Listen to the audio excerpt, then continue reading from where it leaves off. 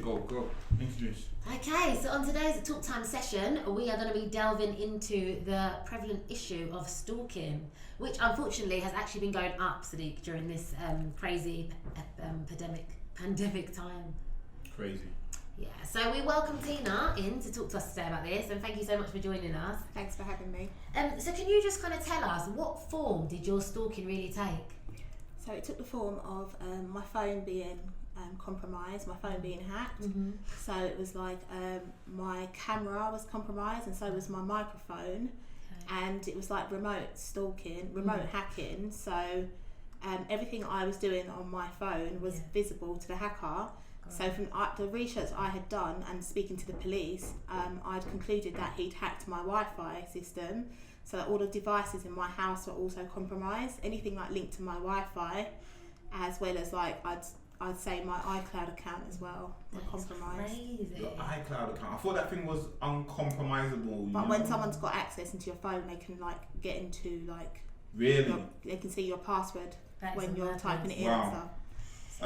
Crazy stuff. What are the main feelings you felt whilst this was going on? So I was like really confused at times. I was thinking like, how is he doing this? I went to the police about it, Yeah. and the police said to me like, we can see what he's doing, but we can't prove that it's him in a court of law. So because the way he was doing it was so discreet, that it wouldn't kind of tie back to him. But what I'd done, I'd collected a folder of screenshots and images of like things he was doing on fake accounts. Because you needed the evidence. So what he'd do, he'd like because he'd like hacked my camera and my microphone, like the things I was doing in my everyday life, like he'd add me on fake accounts. Oh god. And then he'd like he'd put information like things related to things he'd seen on my phone. Yeah. So like say I was talking about cats with my daughter. Yeah. On his fake profile, he'd put a picture of something related to cats to what I was talking about, just to let me know, and then he'd add me on the fake. To let you know he's watching. Just to let me know that he's like he can see everything basically. And that's really scary because obviously your phone is like your personal one. So that's your private time, and someone's kind of in there delving. Very uncomfortable. And go on, your question. No. So I was gonna say, so why do you think you were targeted, and do you think it happens to like a certain type of person? So I'd say like I was very naive at the time because I wasn't obviously a good judge of character. Yeah. I didn't realise that this guy was a psychopath basically because of the things he was doing. Like I didn't know at the time. I was very trusting of people. I was relatively naive. Yeah, people don't brandish psychopath on their head. You know what I mean? So what I should have done at the time was just have like practice more discernment with like different characters and stuff. Yeah. Because I'd known him, I'd just assumed that he was just a normal, decent person. But obviously, like, you've got to be very discerning with like when you meet new people. I think that goes both ways. I think males need to be very discerning when meeting certain females because every female hasn't got the best intention for you. Definitely. And I know I've got some questions here, but I feel like we've got in a bit strong first. So, Sorry, can I just... so my thing is like, did it start off like this? Is this guy that stalked you? How did it start? It started off as just someone I'd like just met. Like I think I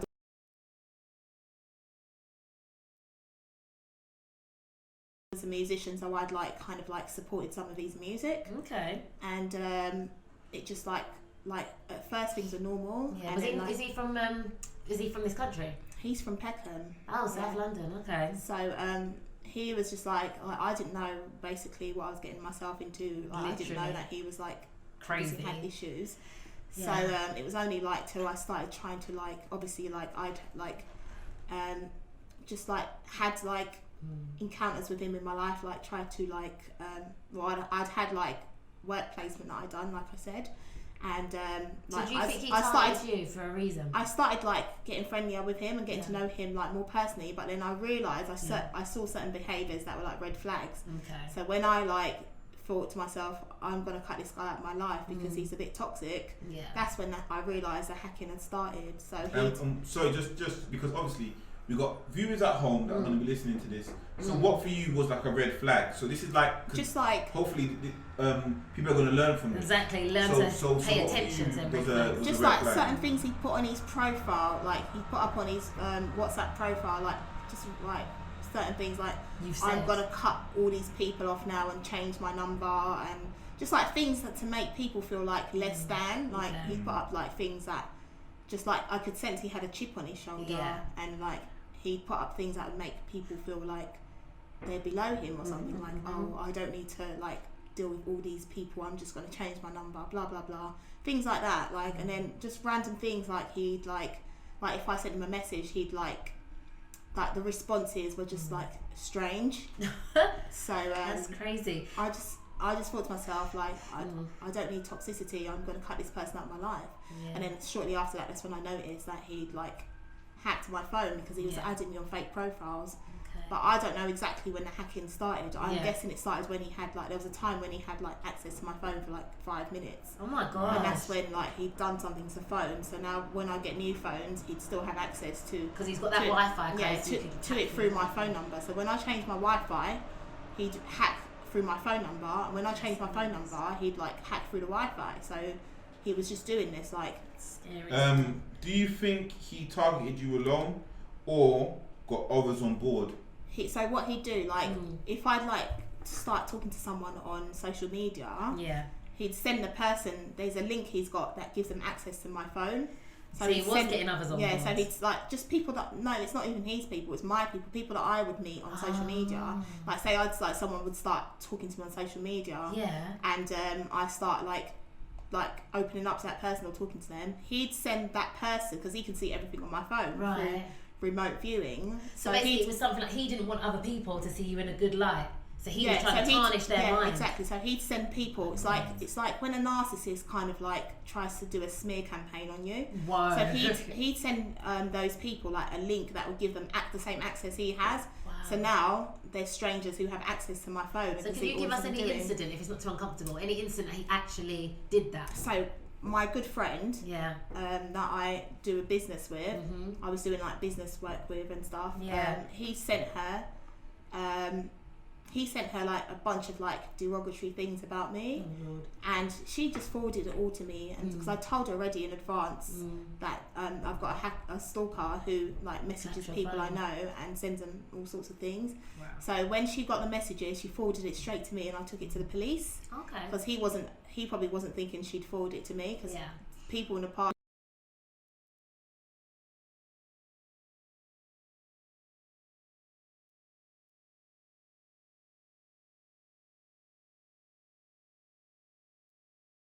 And I just went straight to the police. Well, thank God you did, but I'll just tell you something talking about the police.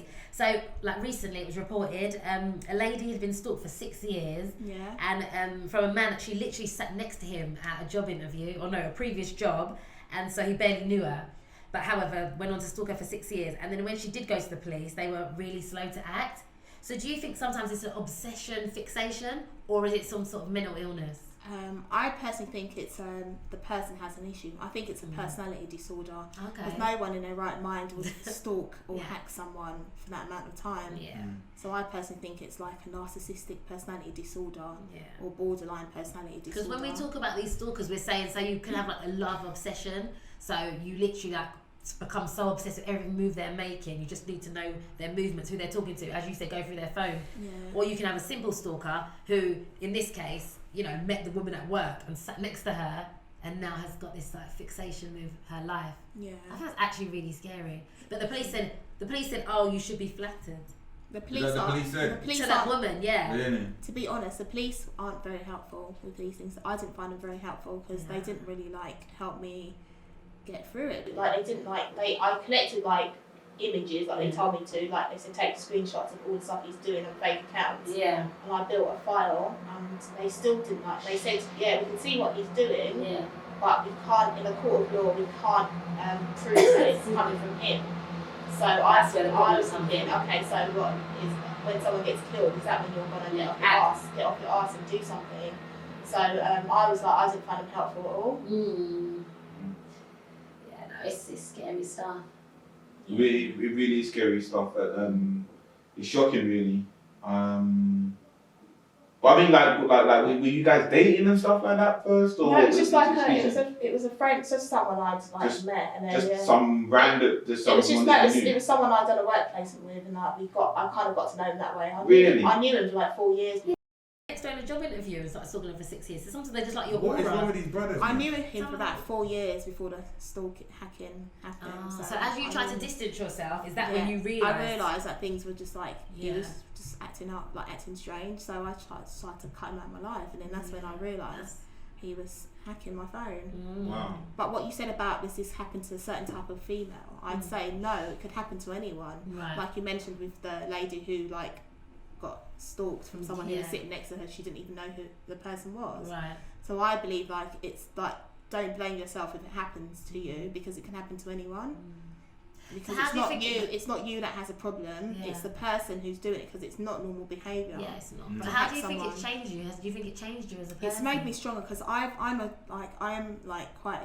have a strong relationship with Jesus. Okay. So my faith has kept me going. My faith has gotten me through this, and it's actually made me like. So what do you think? Do you think you became more prayerful? I think I got closer to God, definitely, like through it. Like He was my strength through like some of the times I couldn't deal with it. So I say, out of all this, it's brought me closer to God. That's and good. Now I can like give a testimony of like the stuff I went through and help other people who has been in like certain similar situations. Alright, since going through all of this, what would you say is one of the biggest lessons you've learned? I've learned like not to be so naive and trusting of people. Everyone's not good, is that okay? Just because you might have a good heart and be a good person doesn't mean everyone's like you. So just like seal a moment and like take a step back and use some discernment when you're relating with people, especially new people that have come into your life. Yeah. Because you don't know what people are capable of. You don't want to find yourself in a situation where like you're compromised. Yeah, absolutely. So generally, we ask like 3 questions to our people that come to see us. So the first one says, what is happiness to you? Happiness, I'd say, is freedom. So like obviously having my privacy would make me happy. So because it's still happening now. It's been like still going on. Yeah, it's coming into 8 years now. So how do you fight it? What have you done to actually? So what I do, I did collect screenshots for about 3 years straight. I've got a whole file of it. So do you use your phone differently? Yeah, I cover my camera and I turn it off when I don't always need it, because they've always got access to my life. So that is so crazy. So you have to change your movements. So I just try and like just live my life and just be positive despite it happening, because my faith in God, like God has already told me like He's going to deal with this and deal with the person. So I'm just like, I just got my faith and I just get on with my life and do like my daily activities and just like do it in peace. Like my idea of happiness is just freedom, like freedom to express yourself, freedom to be yourself, and have your privacy. So yeah. Yeah, nice. It's important. And what do you think? What do you think your view of men has changed? Would you say? Yeah, I'd say not to be so. I'm like, I don't trust people. No. Everyone's like, listen. People at home, why are you looking at me? No. It could alter anyone. Even if you was to get stalked, and this women can be stalkers too. Yeah, trust me. Yeah, I can tell you a story or two. Okay. Yeah, no one's penalising you, and you're right. It's true. It goes both ways. Sorry. It goes both ways. So what would you say has maybe altered the way you deal with men now? So now I'm like a lot more discerning when I like with men in particular. Yeah. Because obviously, from what I've been through, I don't want to go through it. Like meet someone who's like gonna act up in my life, or like a psychopath like the last one. I think what I would just hate is that I've changed my mindset, because before you might meet a guy and think, oh yeah, we're just going to cinema, but now there might be something in you in the back of your mind like, I hope he's not strange. I hope he's not going to hurt me. Exactly. You've really got to like. I think with females, scary angle that you've now changed. You know what I mean? With females, we've really got to like stop being so trusting of men, and like both ways. Yeah. Stop being so naive. I don't feel penalised. You know what it is? I think I struggle sometimes because it just sounds like some man bashing. So and I keep this on the camera. Yeah. Keep this in the film. how can I sit here legitimately and just have like say man bashing? No, but obviously we're saying from a female We're point saying of it view. from like a safety point of view. Yeah, males obviously have their issues. Yeah, but there are female psychopaths as well. There are. I'd say with anyone, just use more discernment and don't be so. Listen, there's crazy everywhere. Just be careful. Yeah, that's the main thing we have to remember. There is crazy on both sides. Okay, the next one we say, what would you love to be remembered for? Well, I'd like to be remembered for as someone who's like made an impact on other people. Yeah. From my own personal experiences, so like learning from my own mistakes and my own experiences, and trying to like encourage others to get through certain things that I might have been through, and just helping people that way. That sounds good. And what's the last one? And our what's last your favourite one? Animal? Yes, indeed. What is your favourite animal? I like cats and dogs, but I like them both equally. I don't actually have a favourite animal. What's your favourite animal, Sadiq? When you say a favourite animal, what do you mean? Can I be more specific? What is your favourite animal, Sadiq? Well, I mean, what? All right. I don't know. I'm not trying to complex the thing, but I like sharks, but I like lions as well. Okay, there we go. And I like wolves as well. Okay, mine's a hamster. Hamster. I said lions, sharks. You come with hamster. Yeah, mine's a hamster. Just to throw it out there. But yeah, so just as a last keynote, it was just the last keynote, Tina. So males or females who've been through this, what would be kind of like the last kind of encouraging word you'd say to them? Because obviously you've pretty much made it through to the other side. Before that question, we've got what do you think the system can do in order to support you and victims like yourself better? I think the system really needs to like sort out like certain things, because the police are not very helpful. Like I've heard such horrific cases of stalking and hacking, where like the police literally don't do anything until someone's been murdered. So and they'll say things like, "Oh, aren't you flattered?" They need new laws. Like I know that I think since like a couple of years ago they did introduce some new stalking laws. But they need to like enforce these laws like a lot. Because this happens, it is more like in 2021, like with technology the way it is now, it does happen more often than you think. And there are certain also lines that you can actually call, which will scroll at the end of this as well. New support lines that have been put in place for stalking. So and I want to ask one more question. What role do you think the internet has to play? Social media. Social media is a platform that can be used for good or bad, because these are the platforms they use to stalk you. Because they can like with the person who was stalking me, he'd make fake profiles, then he'd add me on the fake profiles and then put up like my personal information or references to my personal information on these fake profiles. So you can use these platforms to terrorise people as well as do good. And I'll say just on that point as well, it's a double-edged sword, because on that point as well, something that happened to me actually, a female, very obsessive, was able to contact a friend of mine in a different country, in Ghana, to find out my whereabouts and also ask her for my phone number. So social media can go both ways. Exactly. It's good that I can contact my friends abroad, but that girl who was obsessive, because it was guy related anyway, she actually went to the extent to contact someone I knew. So it's kind of giving them a kind of doorway to get hold of you. But thank God my friend on the other end so would you say that not only the police but the social media companies should be doing a lot more? It's hard for them to police it though. It's hard for them to police it, but they need to do something. You're right. Yeah, I think I did contact Instagram as well. You did. They didn't do much. You said shut down this account. They didn't do much. Because they've got that report button, don't they? They didn't do much. Report this, and that. Instagram. There needs to be more put in place. It's true, just to safeguard people. Because it is like it can be very traumatizing. Like I've been going through it for like nearly 8 years now. That's insane. So yeah, but imagine someone who who might not be as mentally strong as me, or might not have like. So did you seek some sort of therapy or counselling after all this? To be honest, like I said, my faith got me through. I just got very closer to God. Your spirituality. Some people seek counselling and therapy. So Jesus helped me through it. I have to say, like literally, that's what happened. Literally. Okay, cool. All right then, so yeah, we're literally going to leave it there. Thank you so much. Tina, thank you very much for coming down. Thanks for having me. Thank you for being so open. Yeah, it's not easy to talk about. I'm just really hoping that the people at home are listening and, you're realising that it's real. The problems are real. It's real. And social media and the police aren't helping you, so you got to be careful out there, guys. Yeah, everyone's not your friend. Everyone is not there just to see you and smile with you. You have to, you know, obviously be aware.